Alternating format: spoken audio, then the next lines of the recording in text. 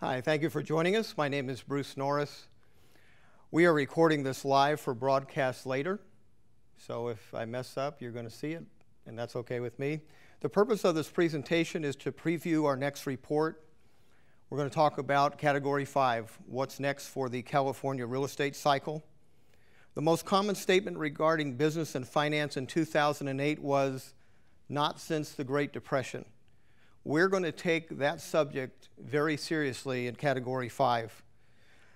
The difficulty in writing this report was that it went way beyond the real estate statistics that usually prove reliable in determining what's next.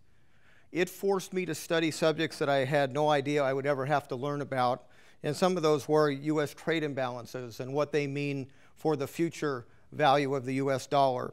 The value of the dollar and what makes it change, what makes it go up or down, GDPs of foreign countries and how that will affect how they'll be affected by U.S. recessions, and how in turn that will make less money available for real estate financing.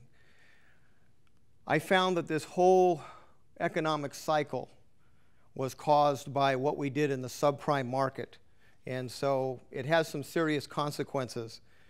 You'll see on our cover that Category 5 has a Category 5 tornado on it.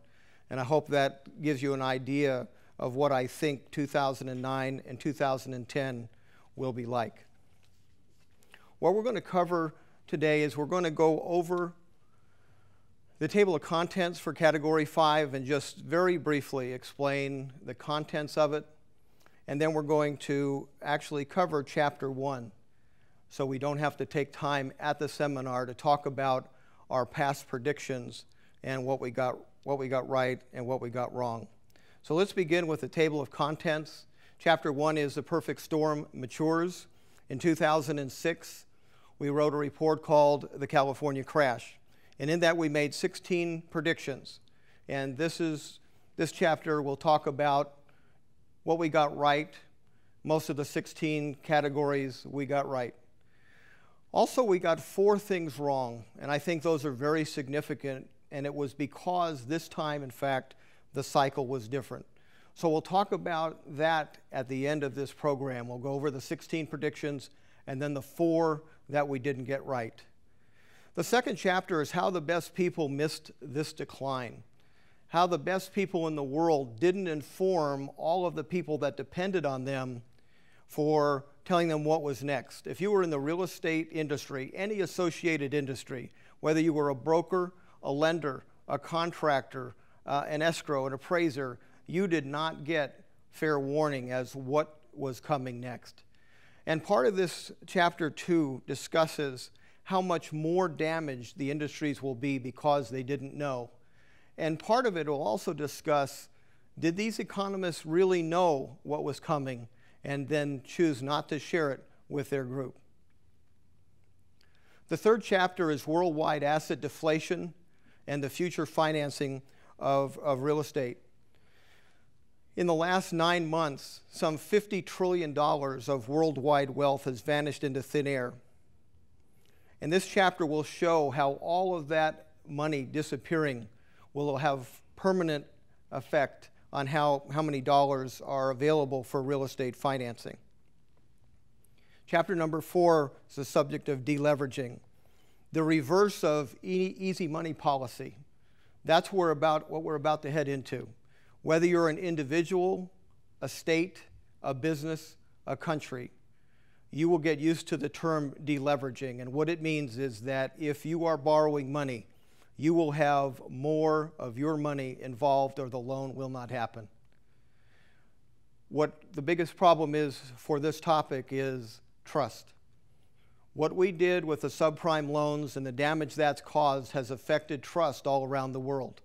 So lenders now are holding on to their dollars, and we'll talk about that a great deal. The 5th chapter is Housing and Economic Recovery Act of 2008, and basically gets down to loan modification. There's many attempts to do loan modifications right now.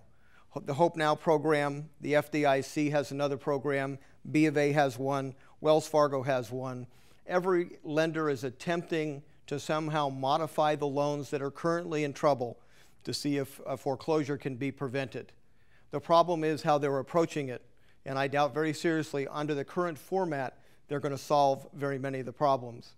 We'll also cover the fact that if in fact they do what would probably be successful, there could be unintended consequences of many other people looking at how they solved it and say, you know what, that's not fair, and now I'll let my property go into foreclosure.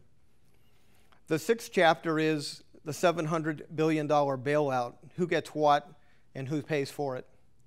I happened to read this document page by page, 105 pages of it, and one of the things I noticed is that what it was supposed to be about, it really didn't feel like that's what it was accomplishing.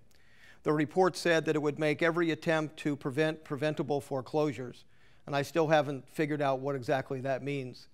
The first $350 billion of this has been spent, and none of it went to any of the intended purposes that this document stated.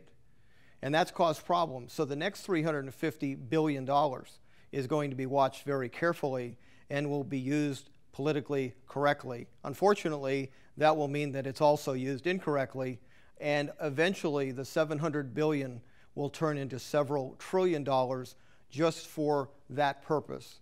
We'll also discuss in this report, this chapter, that we have $8.5 trillion of effort ongoing and what the ramifications will be for spending that kind of money and who will pay for it in the future.